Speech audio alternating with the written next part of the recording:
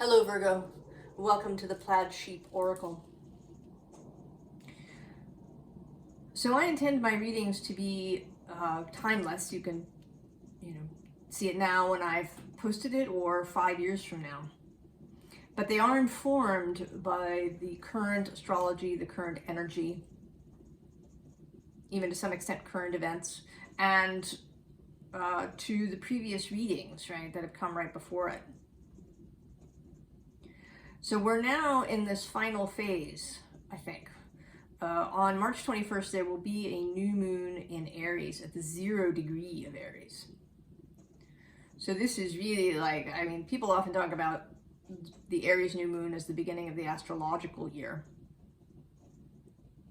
And this is really extra new, right, at the 0 degree.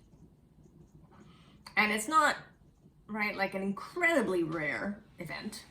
It did happen that way about 19 years ago, but it's also not common.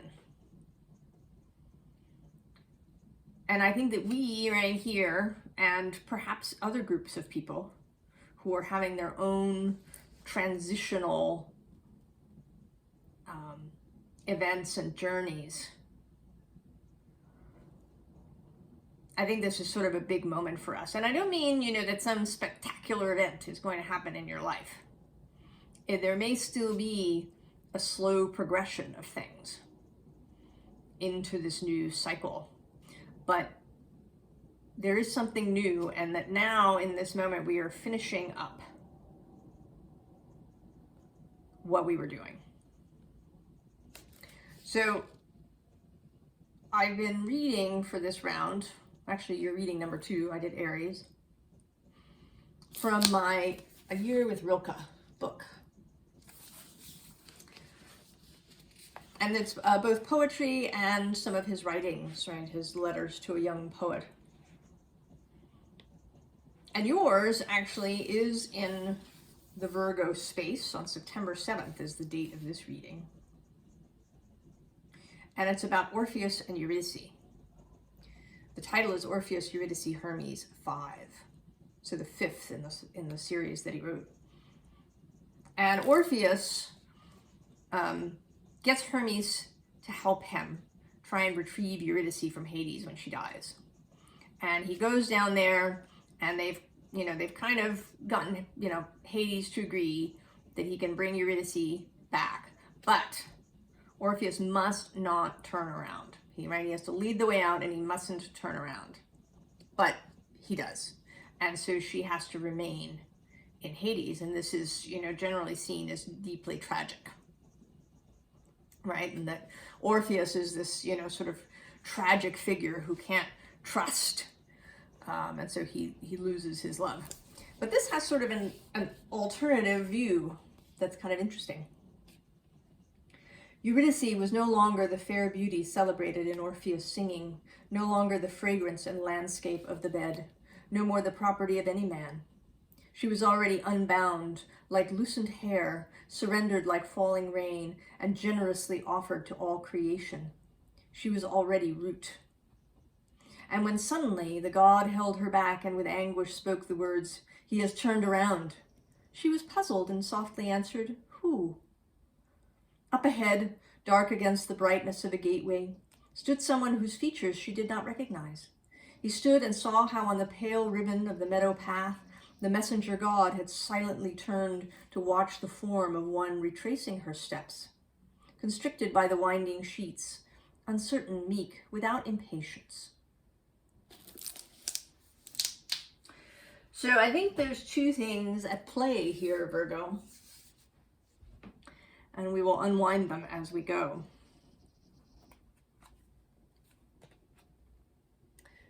So we start here with the Fool, the Wanderer. And I think, right, this is the moment yet to come, right? That 0 Aries degree. Right? Sort of, this seems like, right, like the sun coming up, right? The dawn on that day of the new moon. And underneath is this Queen of Stones, bear looking out of her cave, right, as the spring really gets going.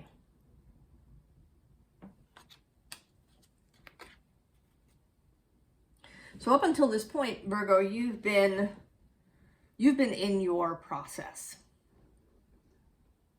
And I think that while we all have different details, that it's largely, right, it's kind of the same larger container. So there's this King of Cups, King of Vessels. It's coming into an emotional maturity, right? The ability to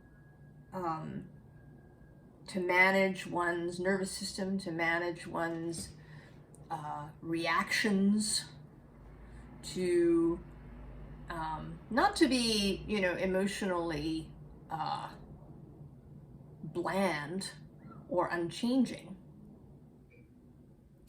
but to be able to manage the emotions that we have. Right? To not be undone by them. And the ability to sit with others who are having a strong emotional reaction without being dragged under by that. Or, necessarily always offering solutions to try and make the bad emotions stop.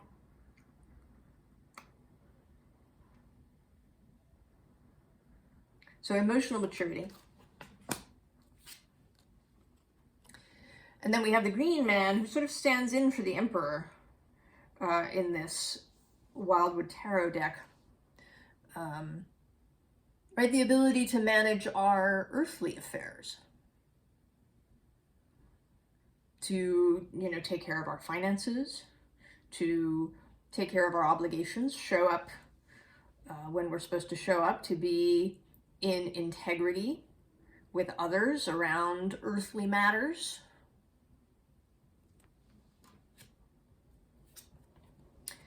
And then this ecstasy, right? To maintain, right, that inner child, to maintain the ability to feel ecstasy, to be in pure joy, to not, be buttoned down, right, to have balance, right, between achieving and receiving, right, between, all the different things, right, that one can go on for an hour about all the ways, right, we want to have balance and perhaps moderation, right, in our life. And sometimes, right, that balance means to be in ecstasy, to release, to let go.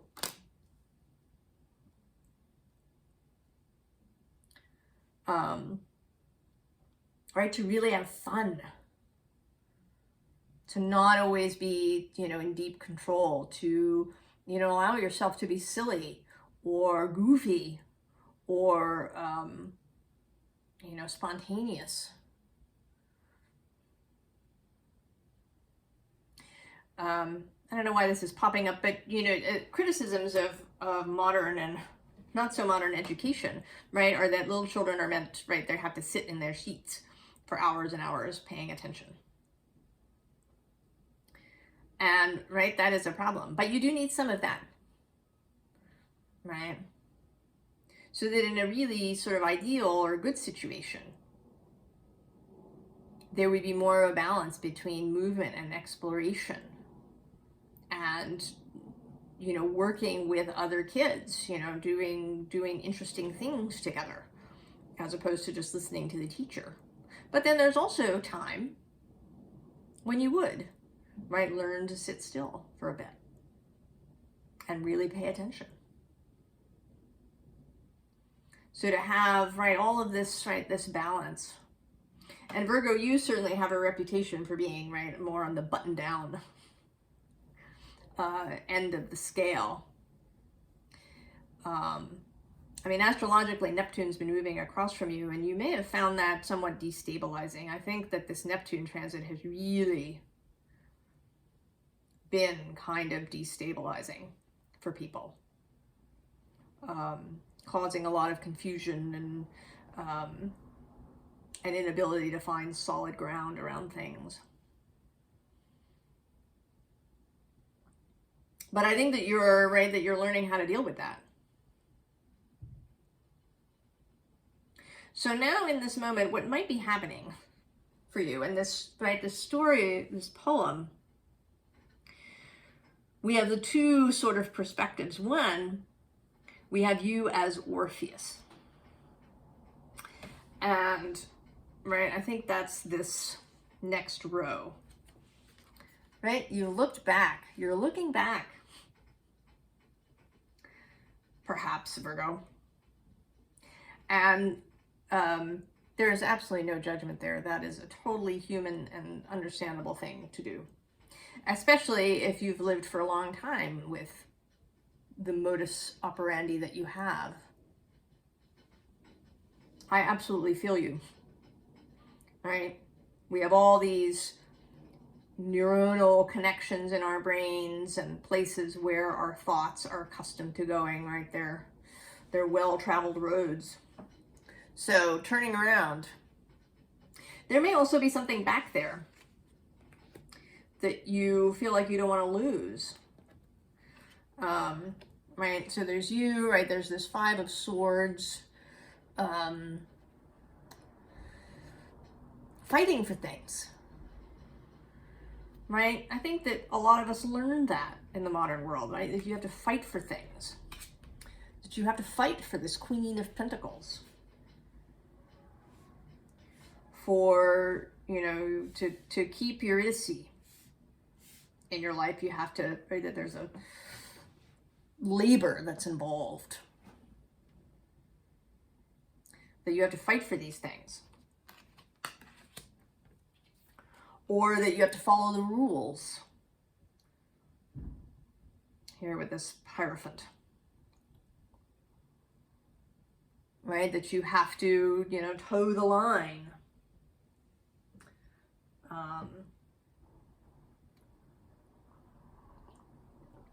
Which means, incidentally, not T-O-W, but T-O-E, right? To keep your little toes up to the line that's been drawn in the sand.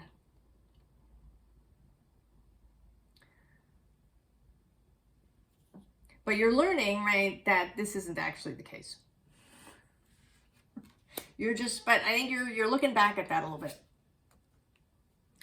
Right? And here, this Strength card feels very effortful, right? He's like, right, you can almost, you know, hear the sound, that he's making in this. Right? The effort of strength, efforting. That needs to be done. Right? That stuff can't just happen. Right? You have to do something. What is this receiving thing? Right? Or at the very least, you have to think about it endlessly. Right? I mean, Capricorn is sort of the doing earth sign. You are the think about it a lot earth sign with Mercury as your dispositor.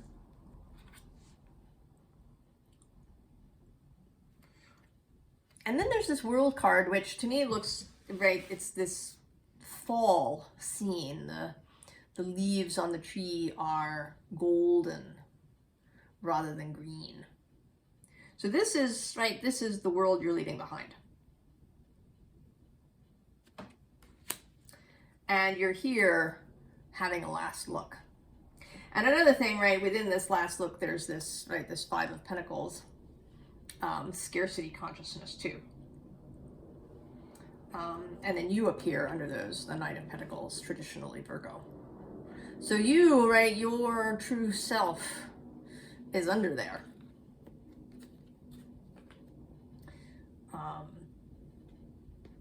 Really ready to come out. But you're having a last look behind. And And don't feel bad about that, Virgo, right? Because you actually, it's useful, right? Orpheus looks behind and Eurydice has to stay. So I think that maybe by this last look behind, all of this stuff that you're trying to leave behind will stay where it is and not follow you. Now, there's the other perspective, which is Eurydice's side.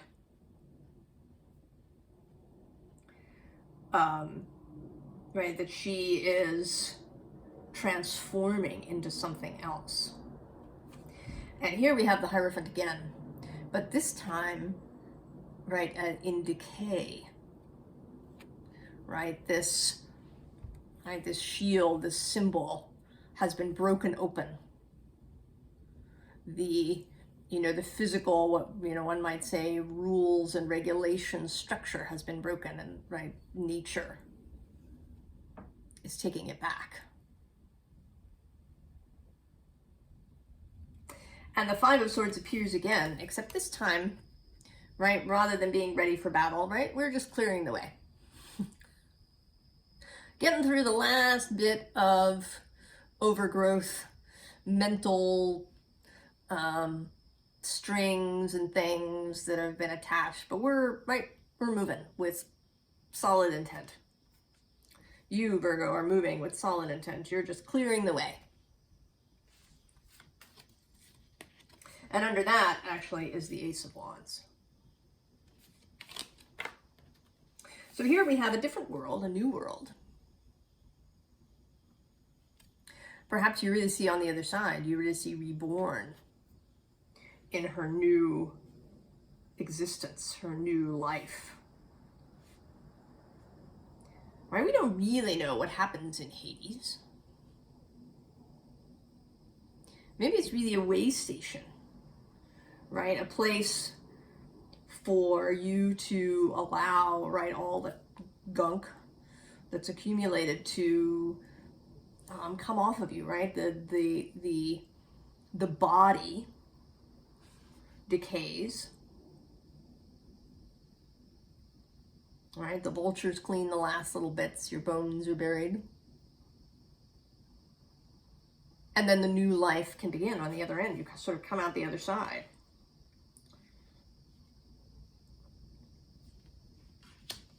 Into, right, there's this Four of Wands filled with flowers. And now we have, right, the Emperor repeating. Sort of double four here.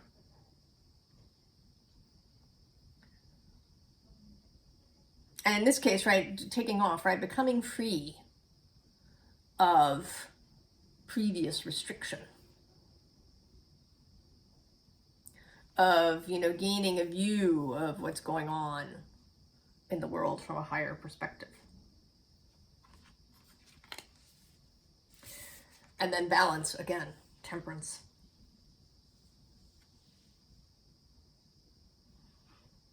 And this time too, seeing your own self, right? She's taken her mask off.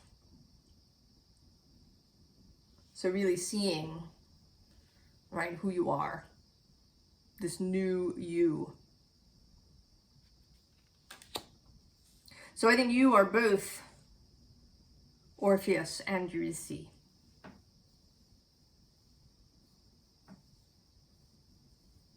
That, right, there's a part of you that's turning away,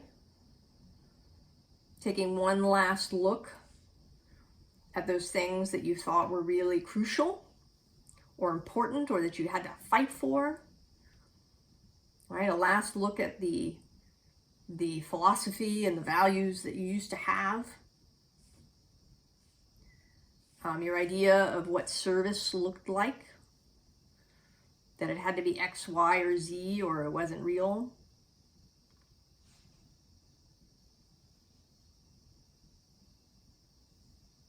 I think you're taking, right, one last look at all of that. And then on the other side, you are allowing the decay of those things, right? You're allowing your all of that to decay and coming out newly born as Eurydice, perhaps as, you know, somebody who's really in deeper connection to the earth and to spirit, because you've been through this underworld journey and allowed yourself to completely, right, decompose. That's kind of a hermetic alchemical idea too, the solve e coagula, that you dissolve completely, or that you calcify, burn down completely. The phoenix who's burned to ashes before rising again. So then we have this snow fungus. This is a new deck I'm really enjoying.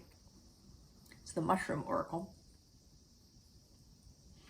And the underline says clarity, regeneration, and flexibility. Right? What can one need to add to that? And actually, I don't always show the bottom, but I am this time. It's decay. Yeah. And then we have this lovely card, Dewdrop. Refreshing, cleansing, possibility. Right? And Stem. Support, stability, elevation. Also, right? You know, that you are allowing these things, that you're allowing new possibilities, that you're seeing with greater clarity, and you're allowing regeneration. Maybe you're allowing people to help you, right? To really, maybe you're really learning to really work with others, right? Not, you know, not where you're taking on all the responsibility, just so that it can be done right. Maybe you're really learning to let people do things their way. All right? That can lead to enormous success, even if they didn't do it your way. Right? That's a more free emperor. That's a more green man emperor. That's a earth-centered, earth-led Hierophant. So in the advice section, we have the Three of Wands, right? Newness, stepping into new collaboration, into new creation. And right under that is the Santa Muerte, the pregnant death. And actually below that is this Nine of Wands, clearing away what is no longer required. And so, right, the Two of Swords, choices. Right? What to cut, what to keep. Doing, right, deciding that with clarity. Right, this Page of Swords, who is not looking behind, but is sort of looking forward, is, you know, writing perhaps a new list of goals, desires, affirmations, right, but looking forward. And then, right, our Ace of Cups, our Grail,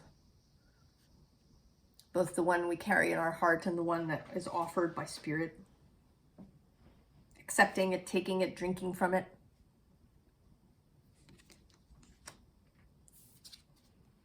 And then the Nine of Pentacles, right, which is actually a Virgo card, traditionally. So, right, being in that Nine of Pentacles energy, knowing that all is well and that, right, you have it covered, right? Being right in alignment with yourself, with your higher self, with your own personal good, with your own values, with your own integrity. This is more powerful than any doing or thinking thing.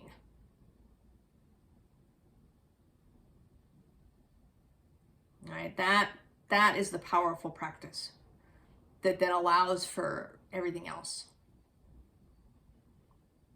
For you to be able to affect change, not only in your own life, but to help other people make changes in theirs.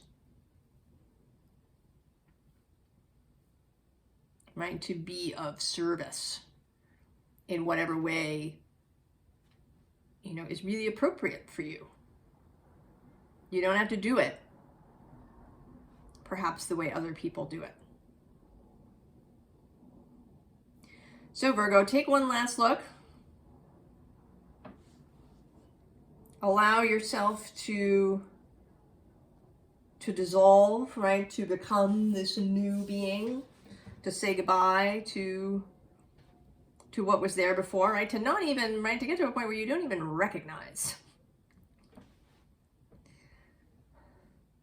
who you were before. Right? When someone says, oh, but you left that behind, you can say, who? What? No. I don't know that. This is me.